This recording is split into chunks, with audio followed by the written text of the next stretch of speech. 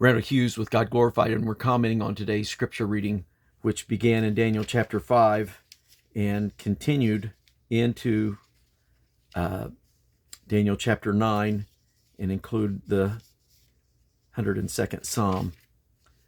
And the kingdom of Belshazzar, who was given the kingdom by his grandfather, and or his father, Nebuchadnezzar. He inherited it. And Nebuchadnezzar was the one who had taken the temple and taken the vessels from the sanctuary. And he got together with 1,000 of his lords and his princes and concubines and wives, and they began to drink. And as they were drinking, they thought it would be a good idea to get the vessels from the temple. And as they were drinking in the vessels of the true God, created vessels to bring worship and glory to the true God of the heavens, the creator of everything, they began to praise all the gods of gold and silver, of brass, of iron, of wood, and of stone. And it basically said, when Daniel was finally called, he said, you've worshipped them all, but you've not given glory to the one in whose hand thy breath is, and whose are all thy ways. You've not glorified.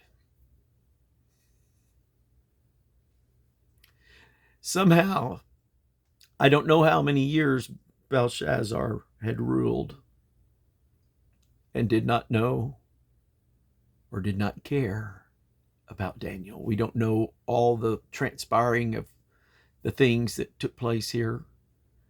Maybe he had known and just didn't care. Didn't care about the God of Israel. Didn't care about this man in whom all this understanding and wisdom of the gods was found in, that was could speak light, make known interpretation, understanding, excellent wisdom. They were buttering him up when he came in, telling him he could be the third in the kingdom, but he said, that doesn't matter to me, because I know what's happening tonight. Just finished a men's conference in which Brother Josh Carson was the speaker, and he spoke from this chapter and said, what was it? How was it? How could he serve so long and not be told about Daniel? Was that on the queen or was that on Belshazzar? Which one? But you want to have a preacher in your life before it's your last day. You need to make sure you're involving a man of God and worshiping God, worshiping the one who holds your breath in his hand. Make sure to give him glory. I want every day that I live, the lips of this clay would give him glory some way, and that he would be leading and guiding me, and that I would be in touch with men of God and women of God in my life to speak into my life, to direct me and to guide me, so that I don't reach a place where I'm reaching for things of God without the reverence and honor and humility that is due alone to him.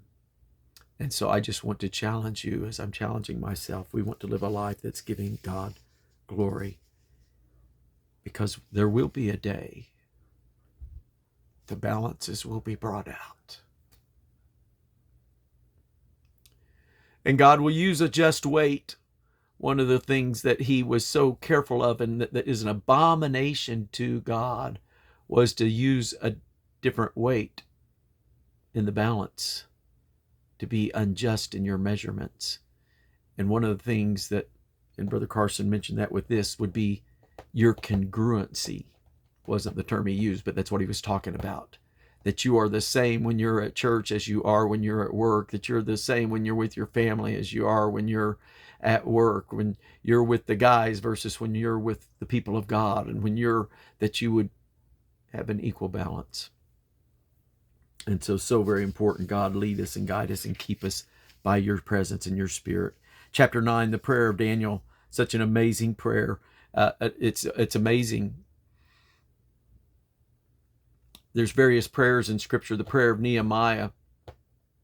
There's the prayer of Isaiah in chapter 6, and this prayer of Daniel here in chapter 9, in which each time these were men that I believe were holy men, and yet each one references the sins of the people, the sins of their father, as though they were their own. We have sinned, is what he says. He's looking at the world around him and saying, we're not right. And so I want you to acknowledge, when you look at the world around you, that things are not right. God, be merciful, be gracious. You're the righteous God. We're not equal. And I'm not talking about me individually. I'm talking about our world. There's people that are getting gunned down in the street right now. Craziness in our world. And somehow we want to be praying and seeking God's face in a manner that He will hear, He will answer, He will respond. So many things that I could say, but the main thing is I want God to hear my prayer. I want God to respond to me, because He is eternal. He is the everlasting God. The world is going to be changing like the garments.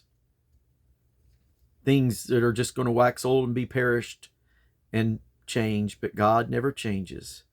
And so we want to make sure we're giving Him the glory and the praise that He deserves, giving Him the honor, for He alone is worthy. God bless you.